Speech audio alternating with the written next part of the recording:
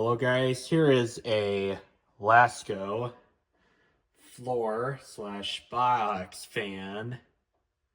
Let's take a look at the informations. This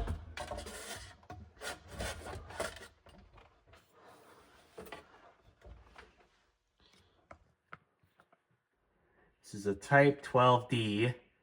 It's 120 volts, 60 hertz, 0.88 amps, which is a lot of power for a 12-inch box fan to consume. I got this fan for $8 at a cheap thrift store, and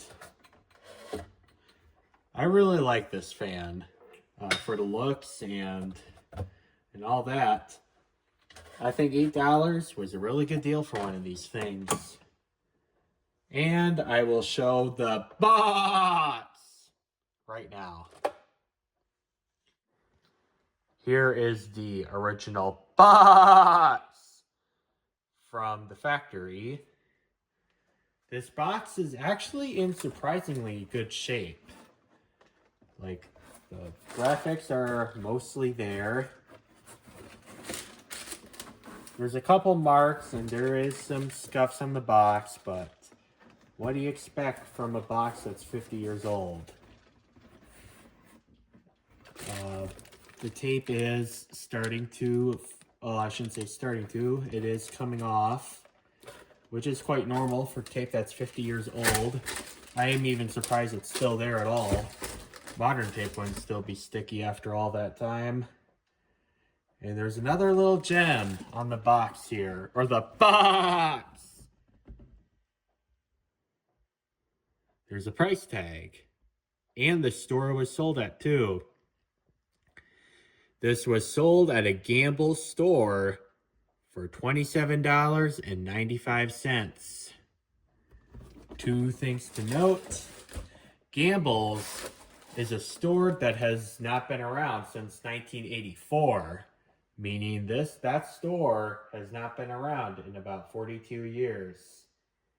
And $27.95 from 1976 would inflate to $160.81. Meaning this was really quite an investment back in the 70s.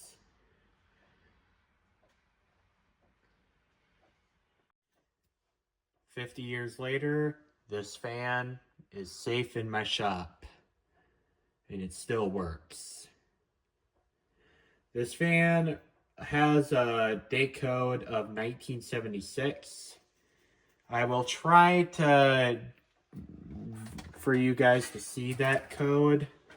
Likely won't be successful because that code is kind of faded 50 years after the production.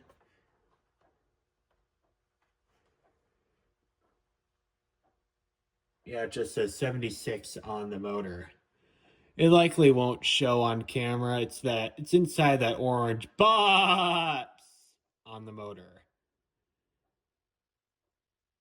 I'll try to get the camera to focus on that, but I really want to handle this thing with care.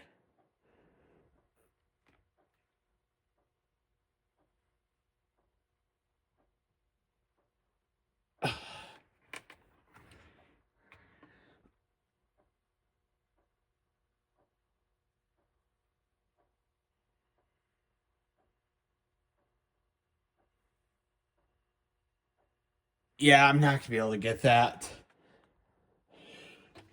I'm sorry, guys. Now, as you probably saw, this thing is in very good condition. Like, there's not a single crack anywhere on this thing. This thing still looks like it's nearly perfect. I mean, it's kind of dirty in some spots, but that's something that could absolutely get fixed. You just have to wash it off, but not a single crack or broken slat anywhere. This thing is a really good example. Another thing is, this uses the wall mount system. So if you want to hang this on a wall, you could do that. Which I'll probably do because this thing here, despite it being a really cool fan, and the fact that I really like these Lasko fans, this has a pretty bad rattle. Which, unfortunately, the way the motor is designed, you can't service it. Simply because of the fact that these have non-serviceable Fasco motors. It's either a Fasco or a Samsung motor. I can't really tell you which one it uses, but it's probably one of those two. And for $27 back in the 80s, I really would have expected this to, or $27 in the 70s, I should have said, and $160 of today. I really would have expected this to be a PSC motor, but apparently not. Maybe this was one of the older Lasko Galaxy fans and they were using shaded pole motors even in their oscillating fans.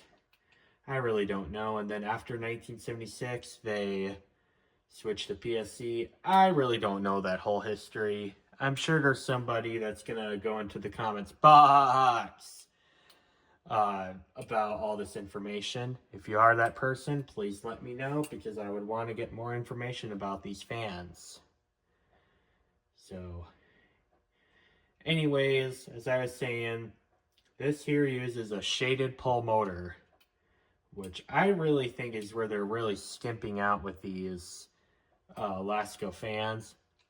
It's all plastic, and unfortunately that shaded pole motor not only does it draw a ridiculous amount of power, but it's designed in a way that an average person can't service it. Probably not even a technical person would attempt to service it because it's just too much work. It's like a cheap clamp together thing, and it takes a lot of work to get those kind of clamps to unclamp and reclamp. So I really am wondering if they make PSC motors that would fit on this motor frame and it would have the same size as the blade shape. I possibly could have to drill some holes in the shaft of the new PSC motor for the hitch pin thing to get through, and then thread some new threads for the bolt to go on. I'm really wondering if I could do something with that. Maybe having to 3D print an adapter so it fits in the frame. I'm really thinking of doing that. So this fan, for one thing, would have a serviceable motor should it need servicing. And it would not draw a ridiculous amount of power like what this fan is going to do.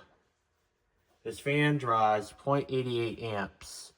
That's kind of outrageous, knowing the fact that the oscillating fans of these draw 0.4 amps. So, yeah, and I've talked about this on video before too. I mean, I'm not really much into the efficiency craze guy as long as the item works good. But when in a situation like this where you could very easily make a draw a third of the power or half the power and not sacrifice reliability, not sacrifice quality, and not sacrifice performance, why would you not? This is just really cheap, sleazy design. And not to mention, it seems like in the Lasko line, the shaded pole motors don't really last as long as the PSCs did. For example, the 9-inch ones, all of them, use the C-frame shaded pole motor. And unfortunately, a lot of those end up with rooted bearings 30, 40, or 50 years later, simply because they were cheap. But as I've said before many times, cheap doesn't end well in most cases. Those shaded pole motors are no exception.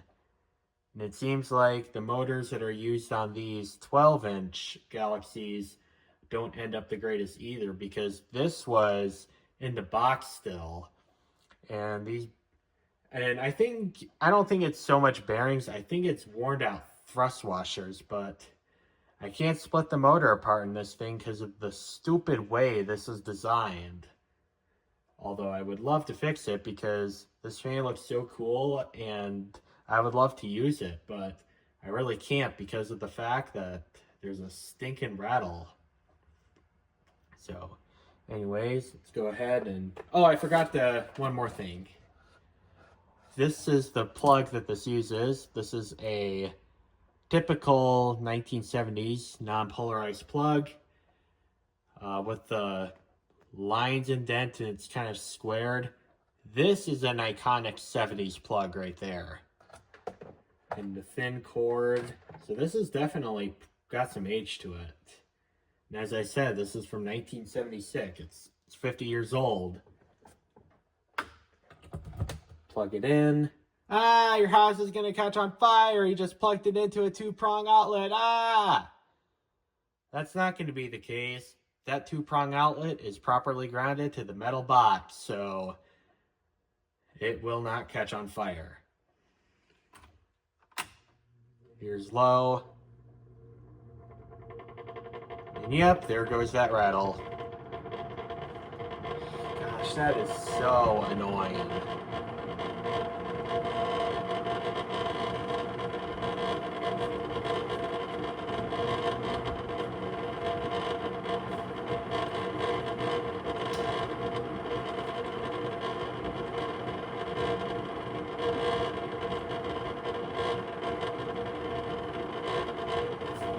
I'm just wondering, I'm gonna see if I could do this. Yeah, if I set it down like this, it doesn't have the stupid rattle. So, who knows, I might actually be able to use it on the wall here, or just slightly like on a shelf and then just have it tilt down so it can move air. That might be a pretty good use case for that, because this is a very cool fan, I think. Let's use the anemometer to test it. My anemometer can turn on.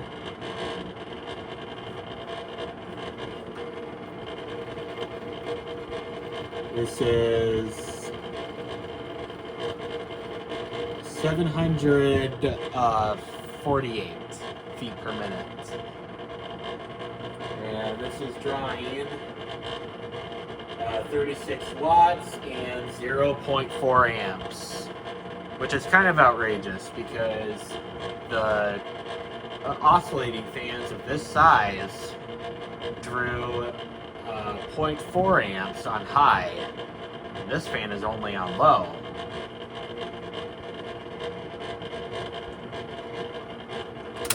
Turn it to medium.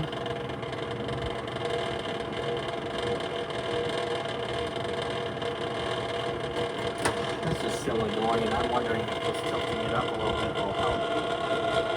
Nope, it won't.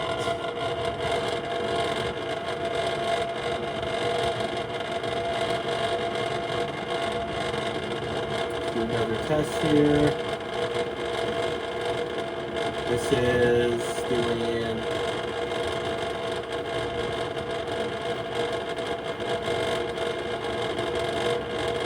866, so we'll just go with 866 on medium. Power draw is 45 watts and 0.52 amps. Now high. And on high, that stupid rattle goes away for some reason. This is completely usable on high.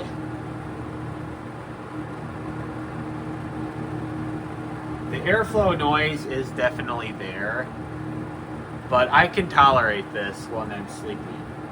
That stupid rattle, I cannot tolerate. Let's go ahead and do an airflow test. We're going to go with 964. So the variance of airflow I mean, it's nothing to write home about. I would have definitely preferred a slower low. But this is definitely a fan I would use if I could just use it tilt down, even on medium and low, because it wouldn't be making that stupid rattle that way. So this thing is drawing 63 watts and 0.76 amps. So this thing is really drawing a pretty outrageous amount of power. It's less than what it shows on the motor tag, but it's pretty outrageous compared to what the oscillating fans of this brand do.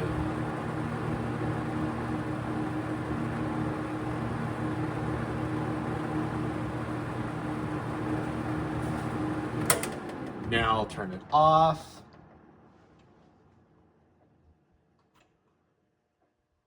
Watch it coast.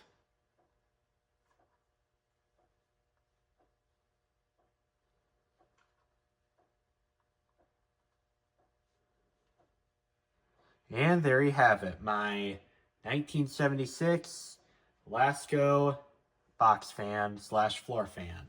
Thank you, have a nice day.